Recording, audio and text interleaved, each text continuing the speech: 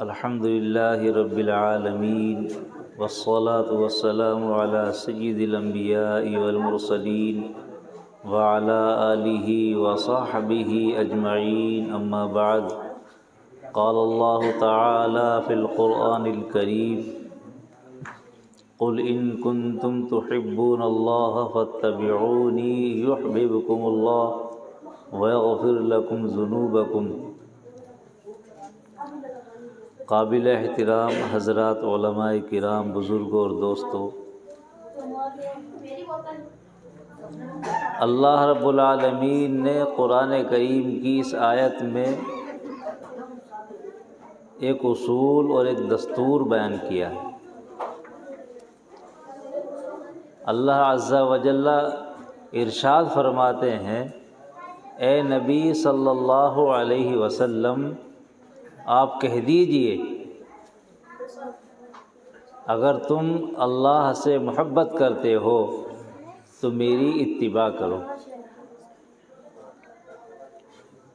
یہاں جو ایک نقطہ سمجھنے کا ہے وہ یہ ہے کہ اللہ نے اطاعت کو محبت سے وابستہ کیا ہے۔ یہ بتلانے کے لیے کہ محبت ہی وہ طاقت ہے جو انسان کو اطاعت اور فرما برداری پر عمل کرنے پر ابھارتی ہے، اور محبت ہی کے ذریعے عمل کرنا آسان ہوتا ہے۔ اور جب دل یہ سینے محبت سے خالی ہوتے ہیں تو پھر اس کے لیے فرمایا: انہا لکبیرۃ الا علی الخاشعین۔ یہ نماز پڑھنے والے کو گراں گزرتی ہے۔ نماز پڑھنا انسان کو دشوار لگتا ہے۔ نماز میں امام صاحب قرات لمبی کر دے، طرح طرح کے خیالات آنے لگتے ہیں۔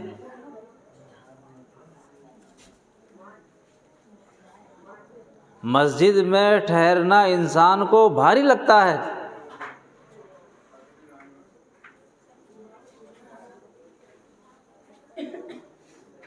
الا علی الخاشعین، ہاں وہ لوگ جن کے سینے محبت سے آباد ہیں، اللہ کی معرفت سے دل آباد ہیں، جن کے دل خشوع اور خضوع سے آراستہ اور پیراستہ ہے، جن کے دلوں میں خشوع ہے، اللہ کی محبت ہے، پھر نماز گراں ہی نہیں، نماز ان کے لیے ایک زندگی ہے۔ اگر دل میں اللہ کی محبت ہوتی ہے تو فرمایا: قرۃ عینی فی الصلاۃ، میری آنکھوں کی ٹھنڈک نماز میں۔ ایک جگہ فرمایا کہ اگر انسان کے دل اللہ کی محبت سے خالی ہوتے ہیں تو نماز گراں گزرتی ہے، اور جن کے دل اللہ کی محبت سے آباد ہوتے ہیں ان کے لیے فرمایا کہ نماز ان کے لیے آنکھوں کی ٹھنڈک ہے۔ انسان جب نماز کی حالت میں ہوتا ہے اور پھر نماز میں بھی سجدے کی حالت میں ہوتا ہے تو سجدے کی حالت وہ حالت ہوتی ہے کہ انسان اپنے رب کے سب سے زیادہ قریب ہوتا ہے۔ اتنا قریب ہوتا ہے، اتنا قریب ہوتا ہے، یہ فرمایا کہ جب سجدہ کرنے والا سجدہ کرتا ہے تو بظاہر تو وہ زمین پہ سجدہ کر رہا ہے، لیکن حقیقت یہ ہے کہ انہ یسجد علی قدمی الرحمن، وہ رحمان کے قدموں پہ سجدہ کرتا ہے۔ کتنا قریب ہے بندہ اپنے رب کے کہ وہ رحمان کے قدموں پہ سجدہ کر رہا ہے۔ اس لیے فرمایا کہ نماز مومن کی معراج ہے، کہ نماز ہی میں انسان اپنے رب کے قریب ہوتا ہے۔ ایک معراج تو آقا صلی اللہ علیہ وسلم کو کرائی گئی کہ اللہ نے اپنے نبی کو، اپنے محبوب کو اپنے قریب بلایا۔ ایک معراج ہر مومن کو نصیب ہوتی ہے کہ ہر مومن سجدے کی حالت میں اپنے رب کے قریب ہوتا ہے۔ تیری معراج کے تو لوح قلم تک پہنچے۔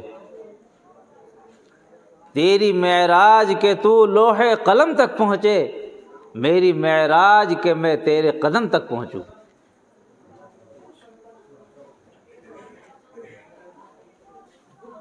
یہ معراج اسی وقت ہوتی ہے جب دل اللہ کی محبت سے آباد ہوتے ہیں۔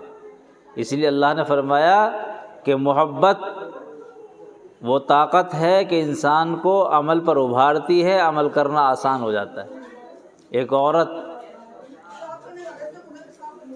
جب وہ حمل سے ہوتی ہے اور 9 مہینے بچے کو پیٹ میں رکھتی ہے، کس قدر پریشانیاں اٹھاتی ہے، کتنی دشواریوں سے گزرتی ہے۔ اس کے بعد ولادت کا مرحلہ آتا ہے، یہ مرحلہ کتنا دشوار کن مرحلہ ہے۔ یہ فرمایا کہ اگر عورت کا ولادت میں انتقال ہو جائے تو وہ شہید ہوتی ہے، کتنا دشوار کن مرحلہ ہوتا ہے۔ 9 مہینے بچے کو پیٹ میں رکھنا، پھر ولادت کا مرحلہ، اس کے بعد اس کی پرورش کا مرحلہ، کتنی ہی سردی ہو بچہ پیشاب کر دے، ماں کو یہ گوارا نہیں ہو سکتا کہ بچہ جو ہے گیلے میں پڑا رہے، کس قدر پریشانیاں برداشت کرتی ہے۔ اسی ماں سے اگر یہ کہا جائے کہ تم اس بچے کی وجہ سے پریشان ہے، لاؤ یہ بچہ ہم تم سے دور کر دیتے ہیں، یہ بچہ تم سے چھین لیتے ہیں، تم سے دور کر دیتے ہیں تاکہ تمہیں پریشانی نہ ہو، کوئی ماں اسے گوارا نہیں کر سکتی۔ تمام تر دشواریاں تو برداشت کر سکتی ہے، بچے کی جدائی برداشت نہیں کر سکتی، اس لیے کہ اللہ نے اس ماں کے دل میں بچے کی محبت کو رکھا۔ یہ محبت تمام تر پریشانیوں کو آسان کر دیتی۔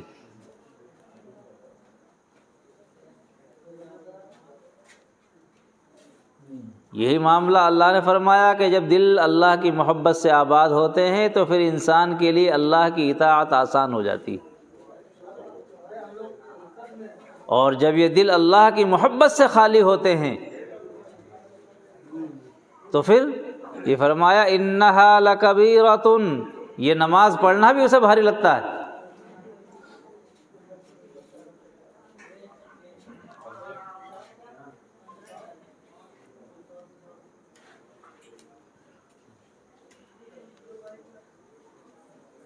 پھر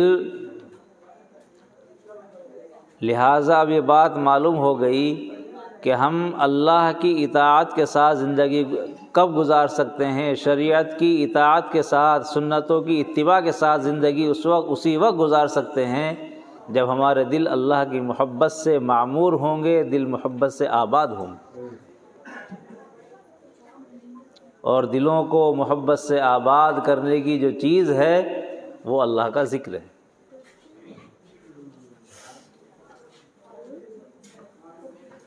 اللہ کے ذکر کے بغیر یہ دل اللہ کی محبت سے کبھی آباد نہیں ہو سکتا۔ ایک شخص، ایک بہت بڑے اللہ والی گزری ہیں، حضرت رابعہ بصری رحمہ اللہ۔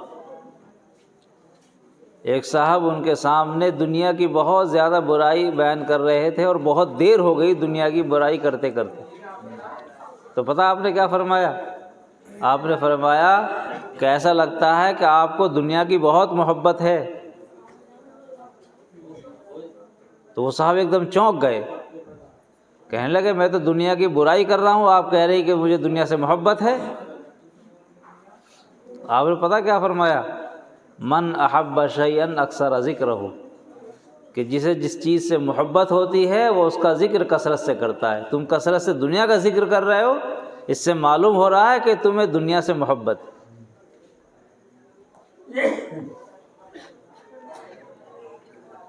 اور ایک چیز جو میں اپنے لیے بھی کہہ رہا ہوں اور اپنے تمام ساتھیوں کو یہ بات پوری ذمہ داری کے ساتھ کہہ دینا چاہتا ہوں، اللہ رب العزت والجلال نے اپنے حبیب صلی اللہ علیہ وسلم کو جب قرآن کریم کی دولت عطا فرمائی تو معلوم ہے کیا نصیحت فرمائی؟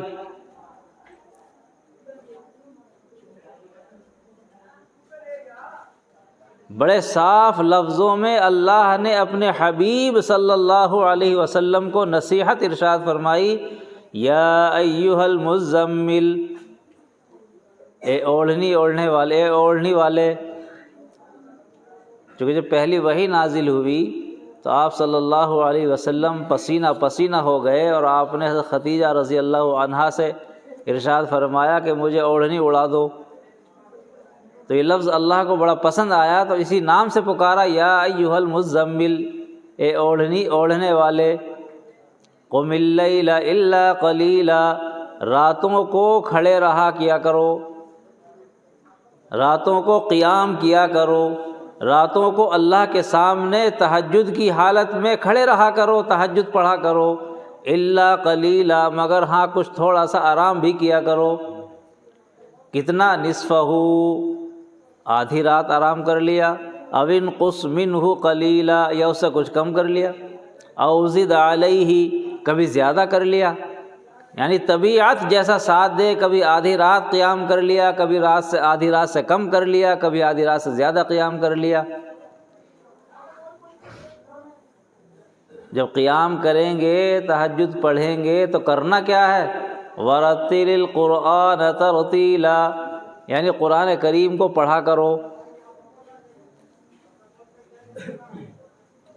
تہجد پڑھا کرو، تہجد میں قرآن کریم پڑھا کرو، یہ نصیحت ہے، اور یہ حکم بھی اللہ نے دیا اپنے حبیب صلی اللہ علیہ وسلم کو، یعنی یہ کہیے کہ اللہ نے اپنے حبیب کو تہجد کی نماز کا حکم دیا۔ کیوں؟ تہجد کی نماز کا حکم کیوں دیا اللہ نے اپنے حبیب کو؟ القرآن یفسر بعضہ بعضا، قرآن کریم کا ایک حصہ دوسرے حصے کی تفسیر کرتا ہے، اس کی وجہ بھی خود اللہ نے قرآن میں بیان فرمائی، انا سنلقی علیک قولا ثقیلا، اے نبی ہم آپ کو ایک بہت بڑی ذمہ داری دینے والے ہیں، ایک قول ثقیل، ایک بہت بھاری قول، بہت بھاری کلام نازل کرنے والے۔ وہ اتنا بھاری کلام ہے، اس کے تقاضوں کو پورا کرنا، اس کے تقاضوں کے مطابق زندگی گزارنا، اس کے بغیر ممکن نہیں ہے۔ اس کے تقاضوں کو پورا کرنے کی جو صلاحیت حاصل ہوگی، اس کے تقاضوں کو پورا کرنے کی جو طاقت حاصل ہوگی، وہ طاقت یہیں سے حاصل ہوگی، قیام اللیل یعنی تہجد کی نماز ہی سے وہ طاقت حاصل ہوگی۔ ہم یہ سمجھتے ہیں کہ ہم تو پورے دن پڑھنا پڑھانا کرتے ہیں، ہمیں کیا ضرورت ہے تہجد پڑھنے کی؟ صحابہ کرام رضی اللہ عنہم اجمعین کیا پوری رات پورے دن کچھ اور کام کرتے تھے؟ وہ بھی دین کے سیکھنے سکھانے میں لگے رہتے تھے، پھر راتوں کو تہجد پڑھتے تھے۔ فرمایا انا سنلقی علیک قولا ثقیلا، اے نبی ہم آپ کو بہت بھاری کلام یعنی قرآن کریم دینے والے ہیں، اس کو اٹھانا، اس کے تقاضوں کو پورا کرنا، اس کے مقتضا پر عمل کرنا اسی وقت آسان ہوگا جب آپ اس عمل کو اپنائیں گے، یعنی تہجد کی نماز کو پابندی سے پڑھیں گے۔ پھر آگے فرمایا ان ناشئۃ اللیل ہی اشد وطئا واقوم قیلا، کہ راتوں کا جاگنا یہ نفسانی خواہشات کو توڑنے والا ہے، واقوم قیلا، اور اس وقت بات بھی صحیح صحیح کہی جاتی ہے، تنہائی ہوتی۔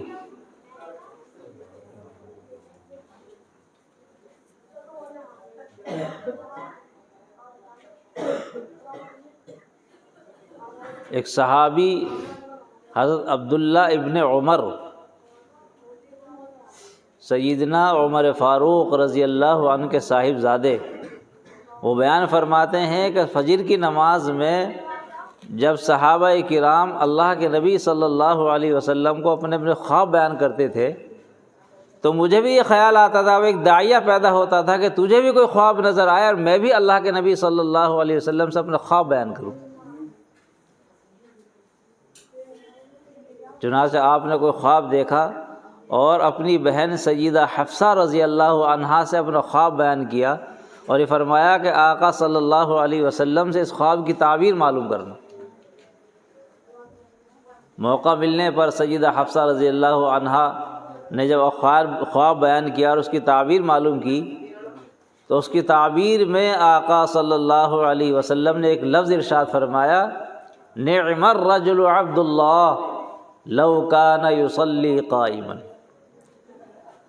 کہ عبداللہ آدمی تو اچھا ہے لیکن کمی یہ ہے کہ عشاء پڑھ کر جو سوتا ہے فجر تک سوتا رہتا ہے۔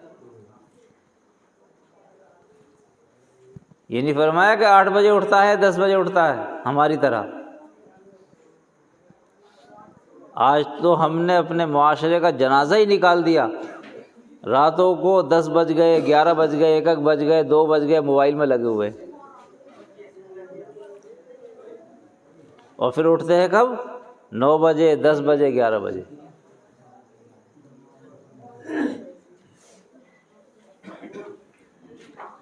ہمارے درمیان ایک مخلوق ہے کتا، معلوم ہے اس کی کتنی خوبیاں لکھی لکھنے والوں نے؟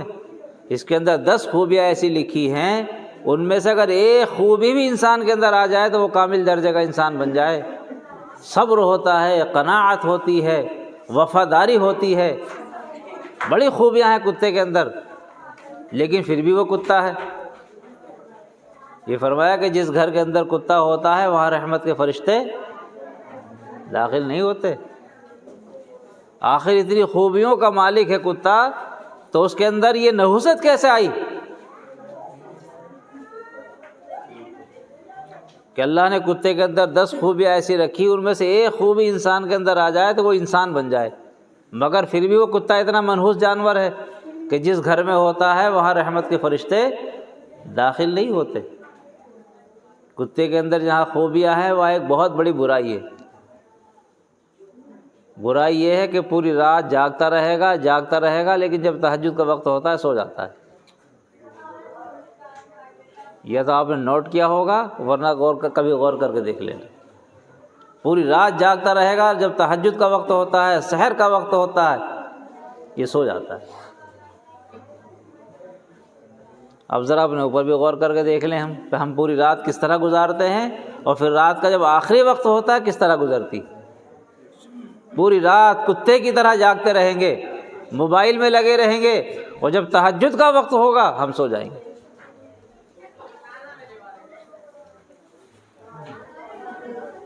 اللہ عز و جل فرشتوں کی 3 جماعتیں بناتے ہیں۔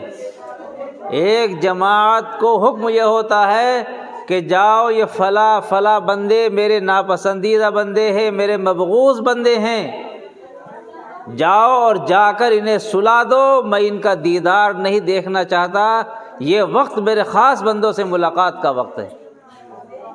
فرشتے آتے ہیں اور آ کر اور تھپکی دے کر انہیں سلا دیتے ہیں۔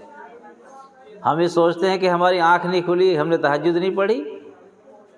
سوچنے کی بات ہے، تہجد پڑھی نہیں، ہمیں اٹھنے نہیں دیا گیا۔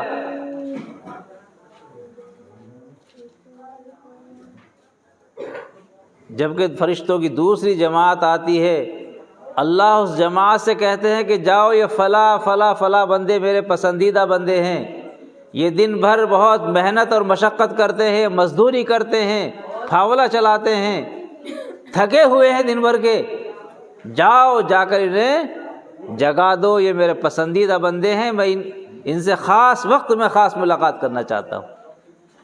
چنانچہ دن بھر کے تھکے ہوئے، کوئی کھیتی میں تھا، کوئی پھاولا چلا رہا تھا، کوئی کلہاڑی چلا رہا تھا، دن بھر کے تھکے ہوئے بندے، لیکن جب تہجد کا وقت ہوتا ہے آسانی سے آنکھ بھی کھل جاتی ہے، اٹھ بھی جاتے ہیں۔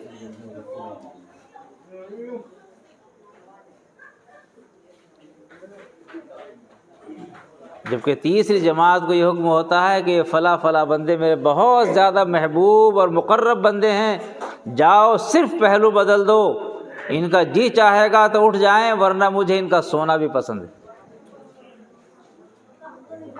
یہ اپنے اوپر غور کرنے کی چیز ہے کہ ہم کس جماعت میں آتے ہیں۔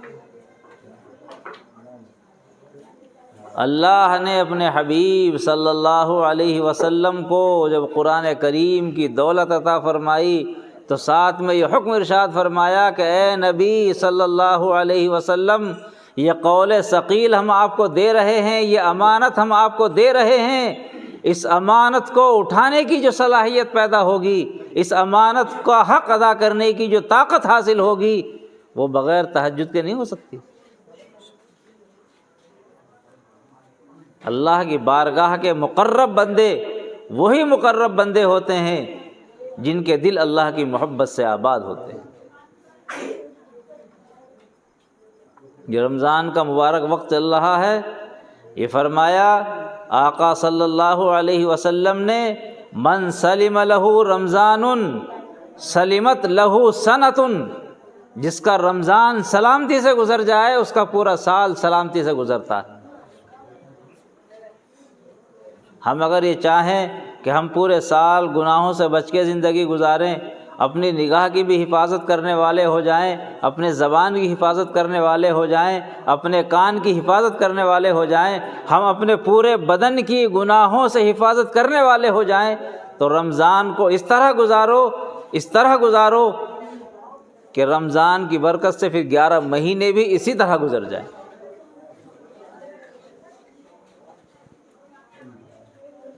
اور خاص کر اس مہینے کی برکت سے ہم تہجد کے پابند ہو جائیں، اللہ کے ذکر کے پابند ہو جائیں، گناہوں سے بچنے کی ہمیں عادت ہو جائے۔ یہ جو ہم نے اکثر دیکھا اور سنا ہے نا کہ جیسے ہی رمضان نکلتا ہے اور عید کا چاند نظر آتا ہے تو مسجدوں سے نمازیں غائب ہو جاتے ہیں۔ رمضان آیا تھا تو مسجدیں بھی بھر گئی تھی، قرآن بھی پڑھنے والے ہو گئے تھے، نمازیں پڑھ رہے تھے، تہجد بھی کسی نہ کسی درجے میں پڑھ رہے تھے، لیکن جیسے رمضان نکلتا ہے سب کچھ چلا جاتا ہے، نمازیں بھی گئی، تلاوت بھی گئی، تہجد بھی گئی۔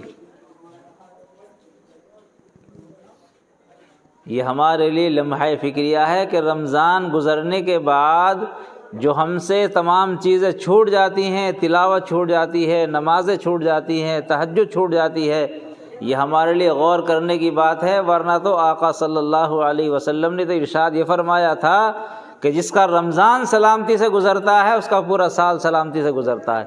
ہمارا پورا سال اگر سلامتی سے نہیں گزر رہا ہے تو یقین کر لیجئے رمضان بھی ہمارا سلامتی سے نہیں گزرا۔ اگر ہم رمضان کو سلامتی سے گزار لیتے تو اس کی برکت سے پورا سال سلامتی سے گزر جاتا۔ روزہ رکھا، اب دیکھا کہ ابھی تو ظہر کا وقت ہوا، شام کیسے ہو، اب ہم نے ٹائم پاس کرنے کے لیے موبائل کو لے لیا، کس طرح ٹائم پاس ہو جائے، شام آ جائے۔ اول تو روزہ کس طرح رکھتے ہیں، اب ہم موبائل میں ٹائم پاس کر رہے ہیں۔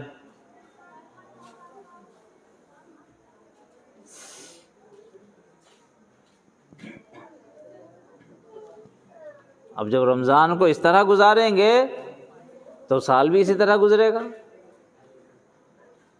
ورنہ یہ فرمایا کہ روزہ تو وہ ایک عبادتوں میں سے ہے جس کے بارے میں خود اللہ عز و جل ارشاد فرماتے ہیں، الصوم لی وانا اجزی بہ، کہ روزہ تو میرے لیے ہے اور میں ہی اس کا بدلہ دوں گا۔ تمام عبادتوں میں روزہ وہ ایک عبادت ہے کہ جہاں آدمی کو بہت سارے موقع ہوتے ہیں، تنہائی بھی ہوتی، کچھ کھا بھی سکتا ہے، پی بھی سکتا ہے، لیکن وہ محض اللہ کے خوف اور اس کے ڈر سے کچھ نہ کچھ کھاتا ہے نہ پیتا ہے۔ وضو کے لیے کلی بھی اگر کرتا ہے تو بڑے احتیاط کے ساتھ کلی کرتا ہے کہ کوئی پانی کا قطرہ حلق میں نہ چلا جائے۔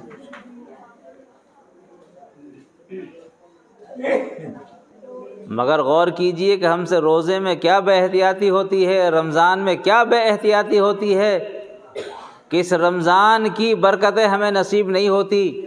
رمضان گزرتا ہے تو ہم مسجدوں سے غائب ہو جاتے ہیں، تلاوت ہم سے غائب ہو جاتی ہے، ذکر ہم سے غائب ہو جاتا ہے۔ اس کا مطلب صاف ظاہر ہے کہ رمضان کو ہم نے سلامتی سے نہیں گزارا۔ اگر رمضان کو سلامتی کے ساتھ گزارا ہوتا تو پھر پورا سال ہمارا سلامتی کے ساتھ گزرتا۔ دوستو یہ بھی فرمایا کہ کچھ لوگ روزہ تو رکھتے ہیں مگر روزہ رکھنے کے بدلے انہیں سوائے بھوکا رہنے کے کچھ اور حاصل نہیں ہوتا۔ کون ہے وہ لوگ جنہوں نے صبح سے لے کے شام تک روزہ رکھا اور بھوکا رہنے کے سوا کچھ بھی انہیں حاصل نہیں ہوا؟ یہ وہی لوگ ہیں جو روزے کو سلامتی کے ساتھ نہیں گزارتے۔ اس لیے آپ میرے لیے بھی دعا کریں اور اپنے لیے بھی دعا کریں، کوشش بھی کریں کہ رمضان ہمارا سلامتی کے ساتھ گزرے، روزے ہمارے پورے احترام کے ساتھ، آداب کے ساتھ، تمام گناہوں سے بچتے ہوئے ہمارا رمضان گزرے، اور اس طرح رمضان گزرے کہ ہم اس رمضان کی برکت سے ہر طرح کے گناہوں سے بچ کر زندگی گزارنے والے ہو جائیں، پورا سال ہمارا پھر سلامتی کے ساتھ گزرے، یہ دل ہمارا اللہ کی محبت سے آباد ہو۔ ہم نے جس طرح رمضان کے مہینے میں تہجدیں پڑھی، رمضان گزر جائے اس کے بعد بھی ہم تہجد پڑھنے والے ہوں، اللہ کا ذکر کرنے والے ہوں، اور اپنے دلوں کو اللہ کی محبت سے آباد کرنے والے، اور اپنے دلوں میں اللہ کی ایسی محبت پیدا کریں کہ پھر اللہ کی اطاعت ہم سب کے لیے آسان ہو جائے، شریعت کی اتباع، سنتوں کا اتباع ہم سب کے لیے آسان ہو جائے۔ اللہ ہمیں اپنی محبت نصیب فرمائے، اور اپنی محبت سے ہم سب کے دلوں کو آباد فرمائے، اور اللہ ہم سب کو اپنی معرفت اور معرفت کا نور نصیب فرمائے۔